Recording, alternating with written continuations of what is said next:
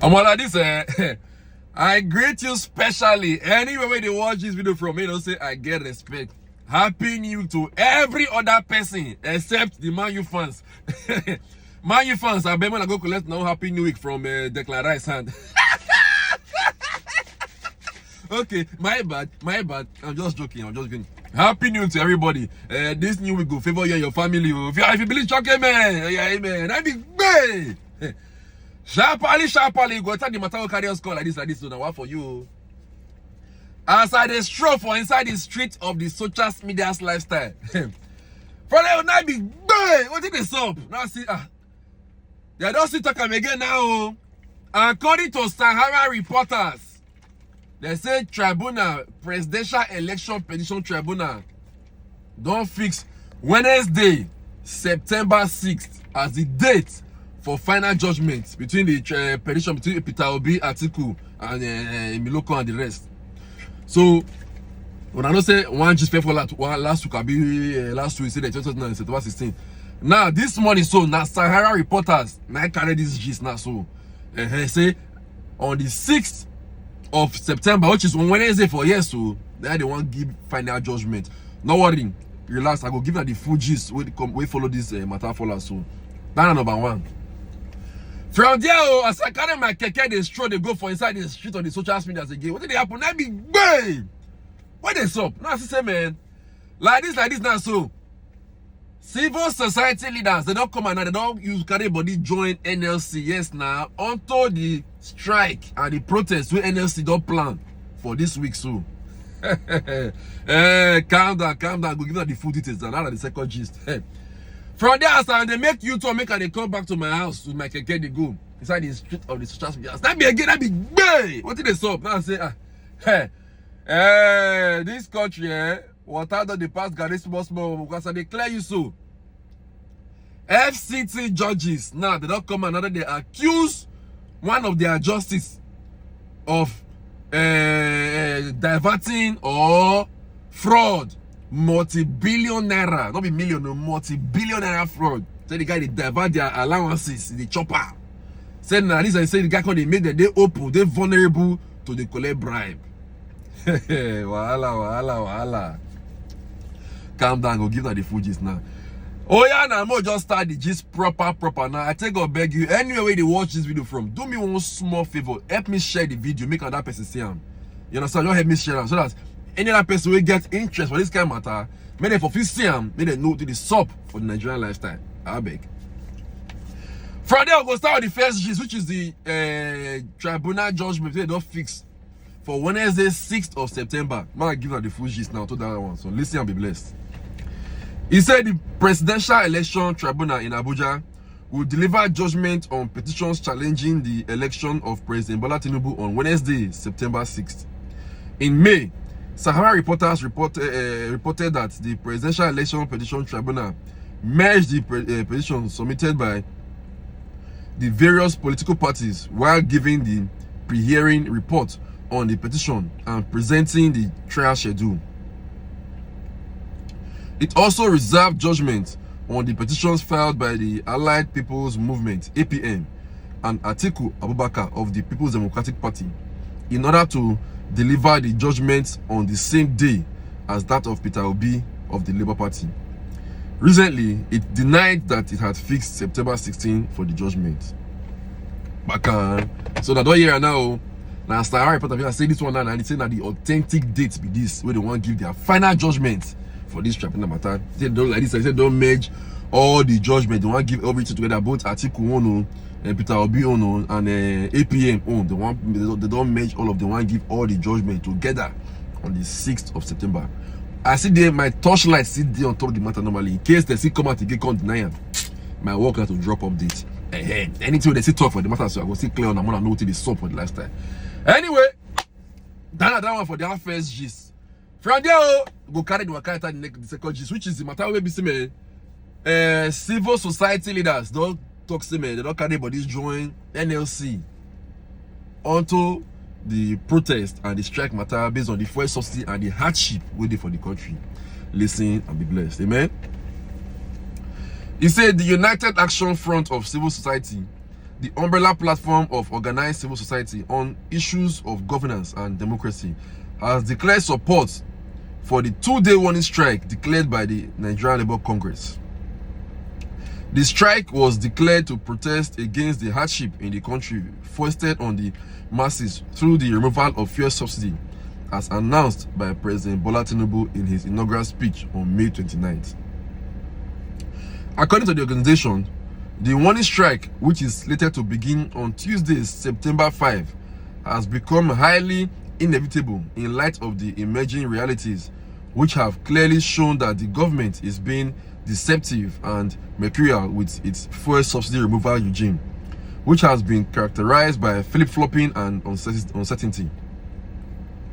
In a statement signed by its head, National Coordinating Center, Wale Okuniyi, the United Action Front of Civil Society on Monday said, the leadership of the organized civil society therefore wishes to unequivocally decry these mindless policies of the federal government, which have further pushed millions of households that were hitherto managing to cope with their meager incomes below poverty line. Therefore, compelling our patriotic call on Nigerians in the public and private sector to team up with the NLC in demanding the reversal of the asphyxiating policies being implemented unilaterally without justification or any concrete economic plan beyond making Nigerians to pay for the corrupt mismanagement of the subsidy scheme, which incidentally has been admitted by the government itself. English, they cry, baba. We also wish to reiterate that the so-called palliative for the fuel subsidy removal being financed through a World Bank loan to be paid back with interest by the Nigerian people is another device by the ruling class to further fleece the already pauperized masses of the country in continuation of the culture of profligacy, through which the Buhari administration plunged Nigerians into debt, being serviced by over 90% of the nation's revenue. Rather than further push Nigeria deeper into bankruptcy, considering the fact that our foreign reserve is currently below $4 billion, which marks the worst downturn in the history of the country's economy, the Tinubu regime should be demanding accountability from those who mismanaged the fuel subsidy importation regime and depleted Nigeria's foreign reserve to an abysmal level. Wow, this civil society, they speak English, oh, bye. There's just people where they tell this, they go, that's how they talk to. Now, wow. Anyway, now what they talk now, so because they say this, they are palliative, so they go put Nigerians into further debt. And say, man, instead of say they want to cancel the fuel subsidy because of mismanagement, so they for fee request for accountability from the people where they thought say they mismanage the subsidy matter. Because this all of the only talk, including Peter Obi, talking that I say people where they do the fuel subsidy, say na scam. They embezzle the funds, they divert the funds. Instead of to stop them, these people they suggest say you know for fee either you put people there who go they accountable, or you enforce and make those people where they accountable to the people. Now we think those people they try to with that. Bacam. On to our last gist for today, which is FCT judges accuse Chief Justice of stealing multi-billion naira allowances, leaving them vulnerable to bribe traffickers. Today, three sharp update. Sharp. Wow, imagine the gist for this one. Listen and be blessed. He said the High Court of the Federal Capital Territory has been embroiled in a crisis of corruption and personnel grievances that poses far-reaching implications for the administration of justices in the nation's seat of power. People's Gazette has learned after judges in a rare move supplied a newsroom with unspeakable humiliation they endured under Chief Justice Hussaini Baba Yusuf.